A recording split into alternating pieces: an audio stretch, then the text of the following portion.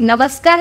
सतर्क महाराष्ट्रामध्ये आपले स्वागत. मी रेखा बेनडे. तळेगाव ते ओवळे या मार्गावर एसटीच्या फेऱ्या वाढवल्या. बाळासाहेब घोटकुले यांनी मानले आभार. 18 सप्टेंबर रोजी आपल्या सतर्क महाराष्ट्र या न्यूज चॅनलवरती तळेगाव ते ओवळे या मार्गावर एसटीच्या फेऱ्या वाढवण्यासाठी विद्यार्थ्यांचे निवेदन ही बातमी प्रसारित झाली होती. महाराष्ट्र प्रदेश युवा मोर्चा उपाध्यक्ष पैलवान बाळासाहेब घोटकुले व शालेय विद्यार्थी यांनी तळेगाव आगार डेपो येथे तळेगाव ते ओवळे या मार्गावर एसटीच्या फेऱ्या वाढवण्यासाठी निवेदन दिले होते. दिनांक 24 सप्टेंबर रोजी तळेगाव आगार व्यवस्थापक प्रमुख प्रमोद गायतोंडे यांच्याशी बैठक करून विविध विषयांवर चर्चा करण्यात आली. त्याचप्रमाणे निवेदनात दिलेल्या सर्व मागण्या देखील पूर्ण झाल्या. यामध्ये सकाळी 6 वाजता आडले ते तळेगाव नवीन एसटी गाडी सुरू करण्यात आली. रविवारी सकाळी 10 वाजता एक फेरी व सायंकाळी 4 वाजता एसटी गाडी सुरू करण्यात आली.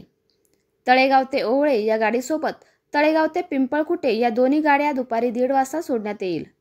तळेगाव ते शिवणे मार्गे डोणे ही एसटी गाडी लवकरात लवकर सोडली जाईल असे आश्वासन देखील यावेळी दिले. तळेगाव ते ओवळे डेपोतून सोडली जाणारी एसटी ही चांगल्या कंडिशनची सोडली जाईल अशा सर्व मागण्या पूर्ण केल्याबद्दल तळेगाव आगार व्यवस्थापक प्रमुख, सतर्क महाराष्ट्र न्यूज चॅनल तसेच पुढारी, पुण्यनगरी, लोकमत सकाळ या सर्वांचे आभार भाजप महाराष्ट्र प्रदेश युवा मोर्चा उपाध्यक्ष पैलवान बाळासाहेब घोटकुले यांनी मानले. यावेळी दत्ताभाऊ माळी, भाजपा नेते पवन मावळ, गणेश ठाकर, डोणे सरपंच, ऋषिकेश कारके, चेअरमन दशरथ साठे, बाबूराव काळे उपस्थित होते. एसटी आगारमध्ये साहेबांनी शब्द दिल्याबरोबर आम्ही जे निवेदन दिलं होतं त्या निवेदनाचा विचार करून आज आडले एसटी आगारमधून सुरू केलेली आहे. त्याचबरोबर जो रविवारचा बाजाराचा विषय होता त्या बाजारासाठी पण एक एसटी या ठिकाणी सोडली गेलेली आहे. त्याचबरोबर वेगवेगळ्या मुद्द्यावरती चर्चा करत असताना तळेगाव पिंपळखुटे त्याचबरोबर ओवळे तळेगाव ह्या एसट्या एकाच वेळी विद्यार्थ्यांना सोडण्याचाही निर्णय या ठिकाणी झालेला आहे. आणि आमच्या मागणीला जो सर्व पत्रकार मंडळी असतील किंवा सतर्क महाराष्ट्र न्यूज असेल किंवा लोकमत असेल किंवा सकाळ असेल किंवा पुण्यनगरी असेल या सर्व आणि पुढारी या सर्व पत्रकारांनी आम्हाला जे सहकार्य केलं, आमची जी बातमी उचलून धरली, त्याचबरोबर त्यांचं मी सर्वांचा आभार व्यक्त करतो आणि एसटी महामंडळाचा सुद्धा आभार व्यक्त करतो.